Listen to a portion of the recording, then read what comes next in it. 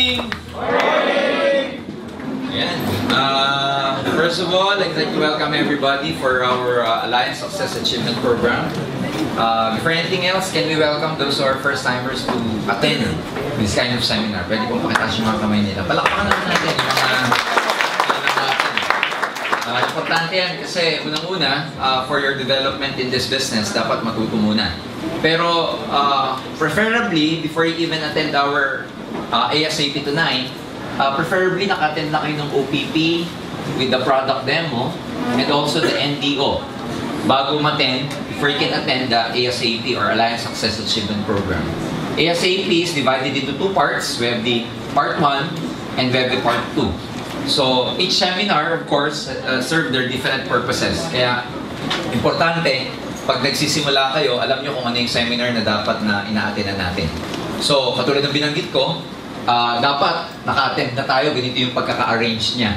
Although yung ASAP deals about yung intricacies ng networking, especially the definition, ano yung history ng network marketing, what's the future of network marketing in the Philippines or in the whole world, mas maganda na habang tumatagal, lumalalim yung knowledge natin dito. And of course, since network marketing is a duplicatable or duplicable business, eventually, kung ano yung nalalaman natin pag nag-start ka, dapat nalalaman din down the line. Kasi nagkakaroon lang ng leverage dito sa business. Once yung mga downlines mo, you can also do kung ano yung nagagawa mo. Now, ang basic understanding kasi sa business is, pag nagkaroon ka na ng downlines, that is already leverage. Pero, I'd like to dispute that dahil unang-una, walang leverage pagka hindi mo na-duplicate yung sarili mo. So, it doesn't mean that even if you have thousands of distributors under you, pero wala ka naman leader o kaya hindi nila kayang gawin or hindi sila independent katulad mo, then wala pa rin leverage, wala pa rin multiplication. And yung multiplication, of course, magsisimula yun sa inyo. Ibig sabihin, the quality of the group na mabibuild ninyo will depend or will highly depend dun sa quality ng training na naatinan mo. Kasi ganun yun eh. Ang tawag sa training, formation nyo to eh. Ang alam ng maraming tao, ang pagyaman sa networking, instant. Hindi po ganon. No? Lagi namin sinasabi, lahat ng bagay na may value sa mundo, pinaghihirapan. If there are promises na wala kang gagawin at yayaman ka, hindi po totoo yun. Sometimes, or most of the time, ladies and gentlemen, there's no such a thing as free lunch. Kasi pag sinabi mong free lunch, at the end, yun pa ang mas malala kesa dun sa mga sinasabi nating mga iba pang mga promises. So, for tonight, magko-concentrate tayo dun sa Alliance Success Achievement Program. Ipapakita namin sa inyo kung bakit mo kailangan lalo kung magseryoso sa business na to.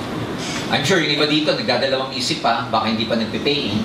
Ngayon, pagkatapos ng training na to, I'm sure, hindi na pagdadalawang isip ng pagpe-paying ang gagawin nyo. Ang iisipin nyo kung magti-3 heads ka o magse-7 heads ka. Ano ba yan? So, simula tayo. Kasi una-una, those who do not know me, I'm Mr. Gonzalez, Jurgen Gonzalez. I happen to be the Business Development Officer of AIM Global. I've been in the business of network marketing for the last 18 years. Prior to joining, I was an engineer before. Well, until now, I'm still an engineer, kaya lang hindi na ako practicing engineer. And doon sa mga taong nag-iisip kung pwede bang gawing career ang AIM Global or ang network marketing, yan yung matututunan natin this evening. Kasi to a lot of people, ang understanding about this business, part-time pwedeng gawin o kaya supplemental income lang. Gone are the days, ladies and gentlemen, ang direct selling at networking, supplemental income lang. Tapos na po yung period na yun. Because ang network marketing nowadays, ladies and gentlemen, believe me, kayang palitan ang profession na ginagawa mo yun. Yes! Ibig sabihin, ang network marketing, pwede niyang palitan yung career mo in the sense that you have a bigger future in this business. And to a lot of people, they do not do their best simply because they do not know what's in store for them. Hindi nila alam kung ano yung naghihintay sa kanila eh. So ngayong gabi, yun yung mga i-discuss natin about ASAP or ASAP. Okay? So everything starts with training, ladies and gentlemen. This is very, very important. Basic to. Gusto namin ipaliwanag sa bawat isa na lahat may pag-asa sa business na to. We always say na yung training is the backbone in building your network kasi it doesn't matter kung hindi mo siya linya eh. Since may training, eventually, pwede mo siya maging linya. Kasi ang alam ng maraming tao, at the back of their mind, ang iniisip nila, siguro yung mga successful dyan, magagaling kasi. Siguro yung mga successful dyan, linya nilang networking. Siguro yung mga kumikita dyan, talagang mga bihasa na, or expert na, or masters na. Siguro yung iba talagang meron tinatawag na people skills. That's why they're making a lot of money networking. But ladies and gentlemen, you have to look at this business on a perspective na not everybody who joined this business are network marketers na magaling na. In other words, lahat ng tao naging successful dito, bago sila maging expert, ibig sabihin naging ano muna sila, neophyte. Ibig sabihin naging apprentice, naging bago din. Kaya nang ba't sila gumaling? Sa kaka-training. Sa kaka-attend. And I always say that, in fact, when I talk, lagi kong sinasabi sa maraming tao na, lahat ng bagay napapag-aralan. Lahat ng bagay pwede mong gawing linya. Kasi, scientifically explained, ang brain is created in such a way that it has the capacity to learn everything, practically everything, that the human wants to learn. In other words, kaya nating pag-aralan, matutunan lahat ng bagay. Of all the species na create sa buong mundo, tao lang ang may kakayahan na gano'n. We have this part in our brain called the frontal cortex. Itong frontal cortex na to, meron siyang mga mirror neurons that it can actually copy kung ano yung nakikita niya. Such that it can rewire, it can create new neural pathways in the brain para lang mapag-aralan o matutunan mo ang isang bagay. Can you imagine gano'ng kagaling yung brain na kaya niyang gumawa ng wiring para sa bagay na gusto mong matutunan? And alam nyo, pinag-aralan sa buong mundo, kahit samahin mo pa lahat ng supercomputers sa buong mundo, nothing can ever match the power of the human brain. Ganong kalupit. Now, ang maganda nito, lahat tayo may brain. Tama ba ako? So that gives hope to everybody na kahit hindi mo alam ang networking, basta sineryoso mong pag-aralan, magiging master ka at expert ka sa business mo. Tama ba?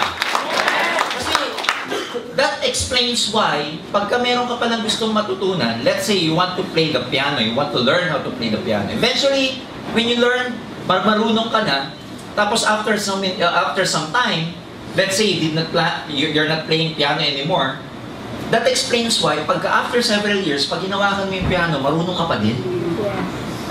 Ang tagal mo nang hindi ginagawa, pero, pag nag-play ka, marunong ka pa din. I play guitar. Yung high school ako, nagigitara ako. And matagal na akong hindi nagigitara, pero bigyan mo ako ng gitara ngayon, alam ko pa yung kapa. Alam ko pa yung mga, the chords. Why? That explains yung tinatawag na tacit knowledge. Pag na-rewire na yung brain mo for something, hindi na siya nalilimutan. So, ang gagawin mo lang, mag-rewire. So, sabi mo sa katabi mo, rewire. Kailangan mag-rewire. Kasi pag na-rewire na, matututo ka. So, eventually, ladies and gentlemen, as time goes by, as you learn this business along the way, your chances of becoming successful increases. Tumataas yung probability na magiging successful ka because along the way, natututo ka. Ang isang bagay, pag paulit-ulit mong ginagawa, ang sinasabi, dumadali. Well, technically speaking, hindi naman dumali yung task. Ang totoo doon, gumaling ka kasi, kaya dumadali. So eventually, believe me, gagaling ang marami sa inyo dito na network. So, kahit saan, sisimula muna tayo sa foundation of the building. So, importante yun. Bago maging reality, ang isang bagay, magsisimula muna sa invisible kung tawagin. Sometimes when you try to look at the structure when it is on the building process, you never see what actually happens when they are trying to dig the foundation. A lot of construction companies would put this fence around the foundation, and you never see actually how deep the foundation is. And pag may kinoconstruct, magugulat ka, parang walang nangyari. Pero sa loob, hindi mo nalalaman, may mga foundation pala, may mga ginagawa pala para pampalalim ng foundation. And in truth, ladies and gentlemen, ganun din sa buhay, especially pag networker ka. Eventually, you don't see tangible or solid result in terms of your income. Wala muna. Kasi nagpapalalim ka muna ng foundation. Di ba? At mas maganda pag malalim ang foundation mo. In fact, kahit saan mas maganda pag may foundation. Tanungin niyo yung mga girls. Bago mag-makeup, mas maganda kung may foundation kayo. Tama ba yun? So, ganun din dito. Mas maganda kung meron kayong foundation. Pag hindi pa kumikita, it's okay. nasa foundational level pa rin kayo. It's not something that pag nagbayad ka, nag-pay in ka, that's it, yayaman ka na. No. You have to build your foundations first. At dapat yung foundation mo, malalim. Kasi pag malalim yung foundation, eventually, mataas yung building. Tama ba? Directly proportional yan eh. Pagka yung lupa, let's say, yung soil, let's say, ito yan, ang foundation mo ganito lang kalalim. Tapos ang building mo, napakataas. Ano mangyayari? It will eventually tumble down. Kailangan kung gano'ng kalalim yung structure, ganun din kalalim yung foundation. So, pagka tumatagal kayo sa foundation, isa lang ibig sabihin yan, mataas kasi yung building pagdating ng panahon. Kaya pagka marami nang naghihintay sa inyo ng result, tapos wala pa kayong result, sabihin nyo, foundation. Ha? Because pag malalim yung foundation mo, lumalalim din, tumataas din yung confidence level mo. Now, training enables you to develop a good learning attitude. This is very important in this business. You have to be really humble, to really sit down and train yourself.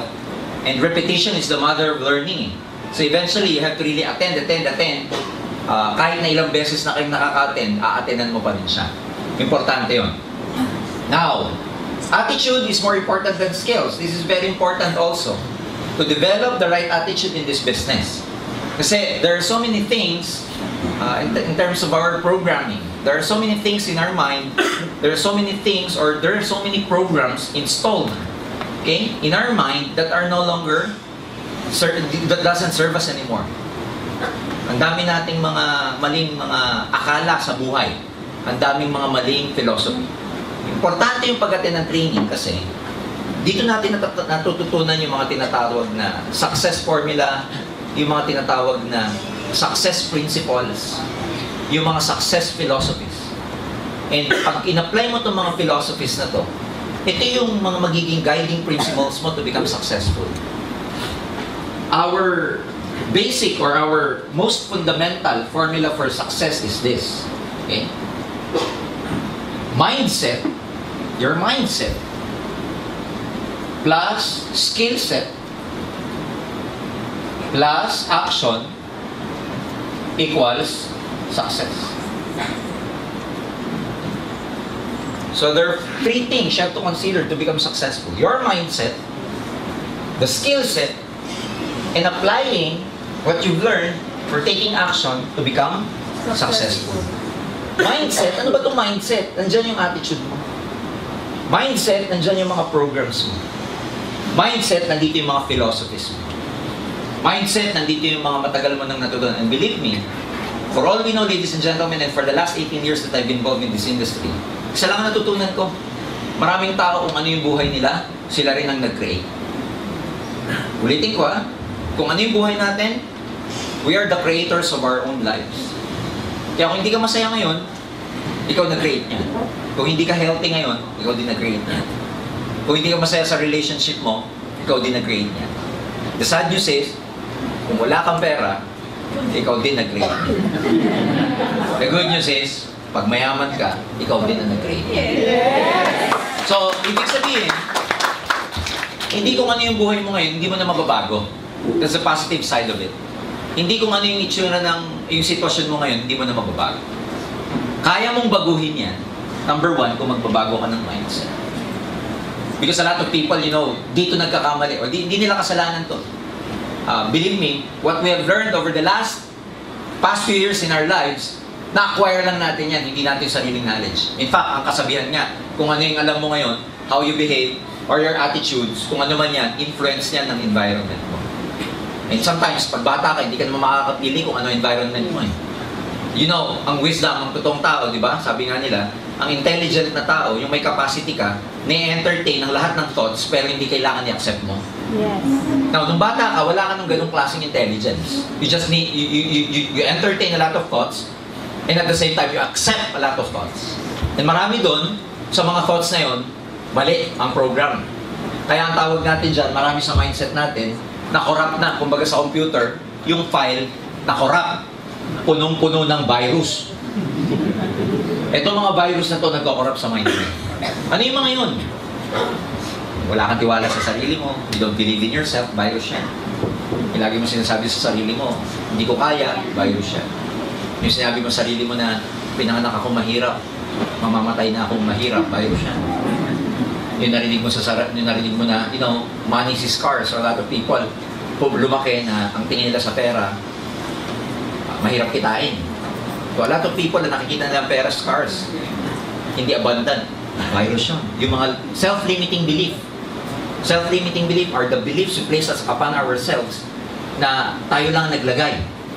Like things like, hindi ko kaya, hindi ako magaling, I cannot become successful, etc. Mindset, ano pa? Ano pa yung mga virus na yan? Mga virus na lagi tayong nasa victim mode. Ano yung victim mode? Diba? Mahirap lang kasi kami.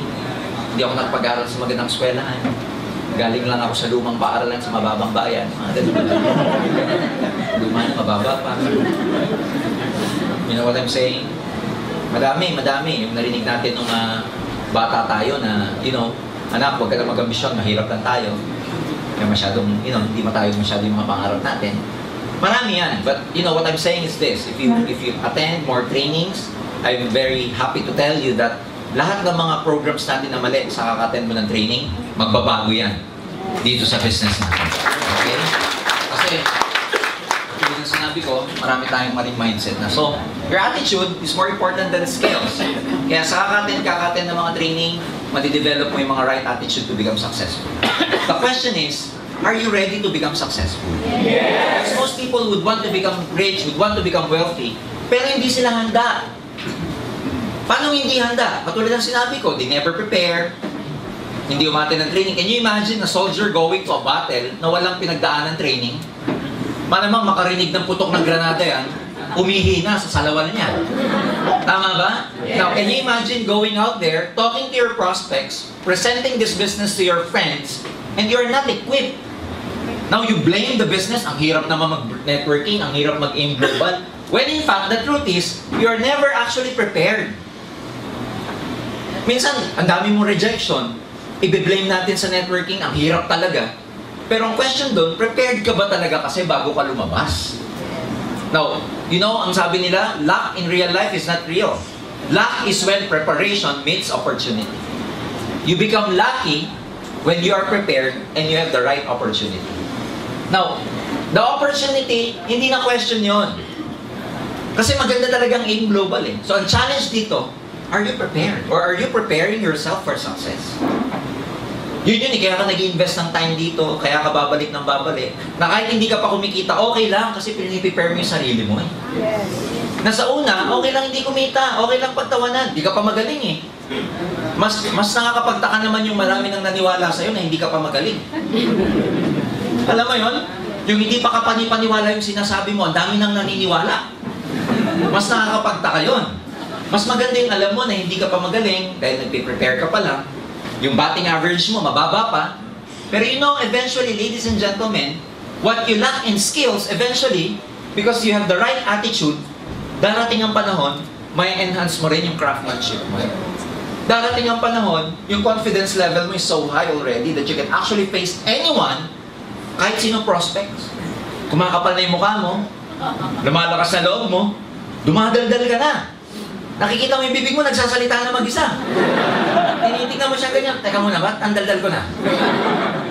Because you gain actually the confidence along the way. Attitude is more important than education. That explains why we have people like Leo Caduyak, grade 5, from Tagbilaran, Bohol, who is now a multi-millionaire, making a lot of money, driving his 2 cars, and building his 4-story house somewhere in Tagbilaran. Grade 5. Naka-recruit down the line, grade 6. Si Wilfredo Laway. O ganun din. Nabibili lang niya ng Fortuner lately. That explains why a lot of successful distributors here, in spite of their background, they lack education, they never went to college, they never experienced graduating from high school, and yet they are very successful. Why? Because their attitude is more important than their education. In fact, mas marami nga akong tao nakita minsan, nagba-backfire sa kanilang education nila. You know why? Because people with high education tends to be minsan proud, minsan magaling, Minsan, alam mo yung kasabihan na laging sinasabi sa sarili, alam ko na yan. I know that. Hindi ka pa nag-explain, I know that. Pag sinanong mo, alam mo na ba yung network? I know. Hindi ka pa tapos, so I know. So nakakatakot because sometimes, yung mga non-professionals, mas nagiging successful sa professional. You know why? Kasi yung non-professional, may ano siya, may fallback siya. May pinag-aralan siya. Sasabihin niya, you know, even if I don't become successful here, I have my work, I can still advance in my career, I have a good job, kikita naman ako, may pera naman ako. So kahit na hindi kumita dito, okay lang. Pero yung non-professionals na nag-join ng networking, wala nang babalikan. Ang pinanggalingan, dead-end job. Walang future sa pinanggalingan trabaho. Isipin mo, tricycle driver, ano promotion doon? Wala ka naman makikitang, you know, director, tricycle driver. Wala naman That's why, when they did networking, when they did AIM Global, they did their best. They burned their bridges. They burned their ships. Wala nang babalikan. That's why most of the time, nagbabackfire to sa maraming tao. And then they ask themselves, bakit sila walang tinapos na gawa? Ako, taas ng tinapos ko, hindi ko kaya. Because it's not a matter of education, it's a matter of commitment. Wala yan sa wala yan sa galing eh. Tatalunin ka ng taong hindi magaling pero masigasig. Kasi kahit anong talino mo, tatalunin ka na masigasig dito sa negosyo.